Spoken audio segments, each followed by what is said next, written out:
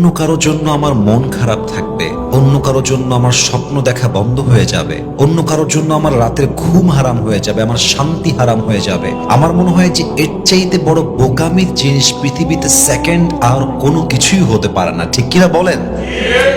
और भी दुख है जमाने में मोहब्बत के सवा, राहतें और भी है वसल के राहत के सवा, तू नहीं तो कोई और सही, कोई और नहीं तो कोई और सही, बहुत लंबी है जमी मिलेगी लाखों हंसी, इस जमाने में सनम तू अकेला तो नहीं।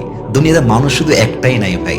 আমাদের সমস্যাটা হচ্ছে আমরা আমাদের লাইফের সুখের চাবিকাঠি অপর মানুষকে দিয়ে দেই, এবং আমরা যখন আমাদের মনের কন্ট্রোল আরেকজনকে দিয়ে দেই তখন সে মানুষটা ইচ্ছা মতো আমাদেরকে যেমনে চায় তেমনে নাচাইতে থাকে।